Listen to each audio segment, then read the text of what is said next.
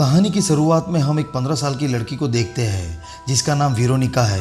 Veronica अपनी mother और अपने छोटे भाई बहनों के साथ मैट्रिक नाम के शहर में रहती है।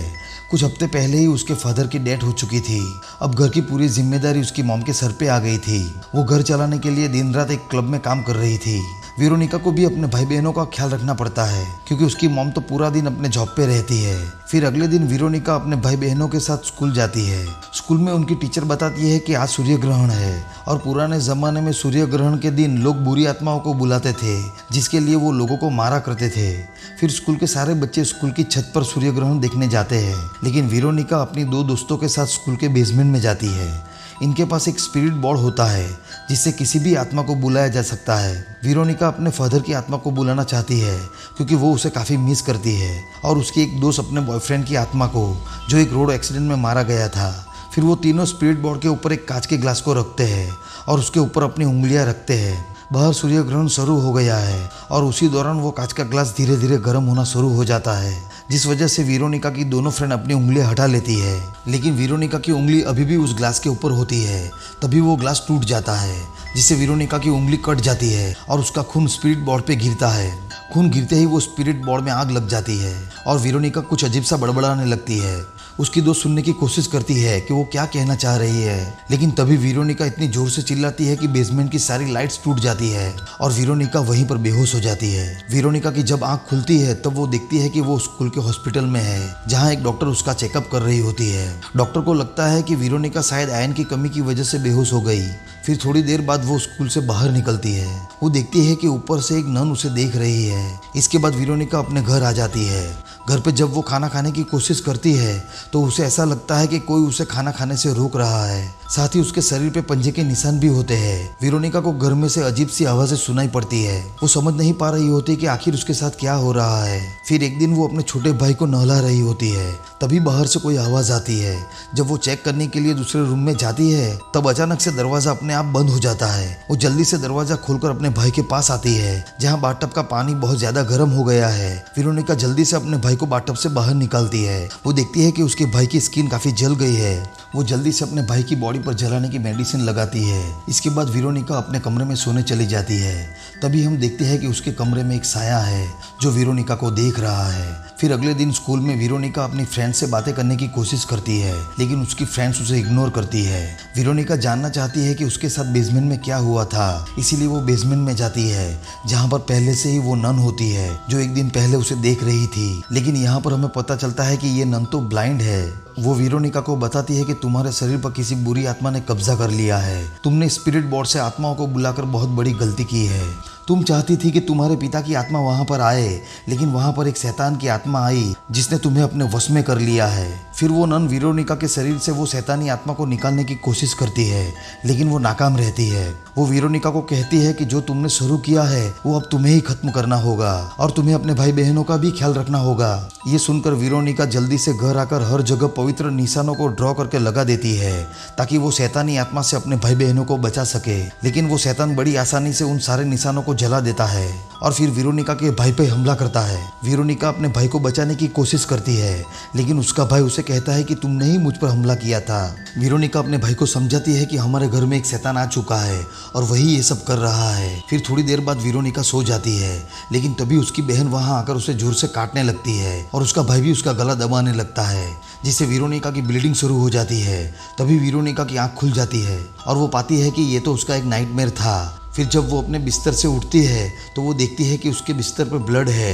वो जल्दी से ब्लड को साफ करने लगती है। फिर वो मैट्रेस को उठा के चेक करती है तो वहाँ पर बहुत बड़ा एक जला हुआ निशान था। वो जल्दी से घर के सारे मैट्रेस चेक करती है।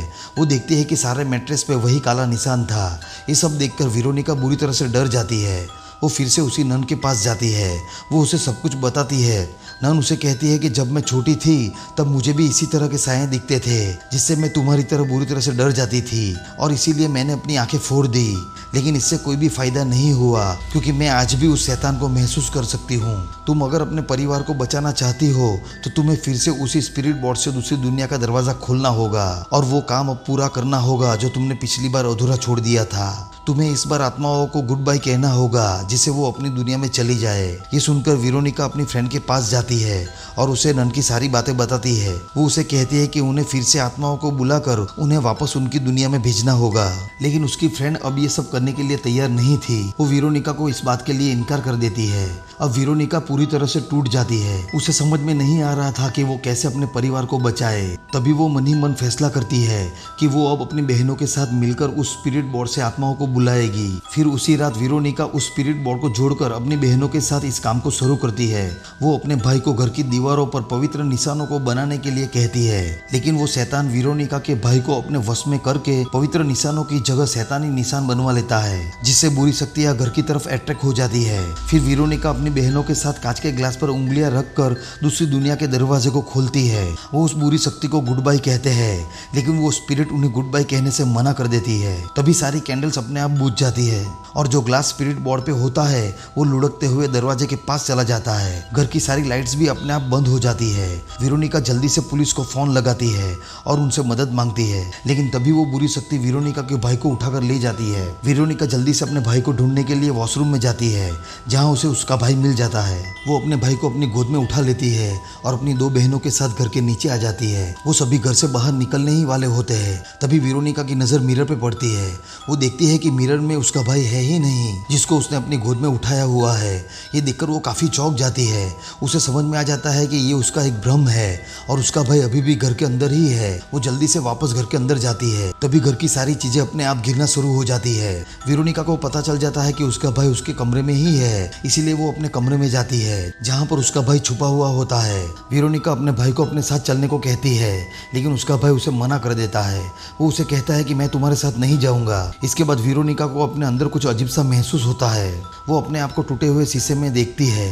शीशे की दूसरी तरफ उसे एक काला साया दिखता है। वेरोनिका को समझ में आ जाता है कि इसी साये ने उसके शरीर पे कब्जा किया है। दरअसल वो शैतान ना इस दुनिया में उनके घर में था, बल्कि वो शैतान वेरोनिका के अंदर था। यहाँ पर हमें पता चलता है कि बाथटब में वेरोनिका के भाई को उसने ही जलाया था और जब वो अपने होश में आई तो उसने अपने भाई को बचा लिया।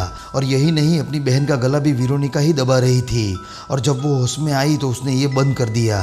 इसके अलावा घर के अंदर जो कुछ भी हो रहा था उसके पीछे वेरोनिका ही थी। उस शैतान का मकसद पूरी तरह से वेरोनिका पर हावी होना था। अब वेरोनिका सोचती है कि वो जब तक खुद को नहीं मारेगी तब तक उसके परिवार को इस शैतान से छुटकारा नहीं मिलेगा।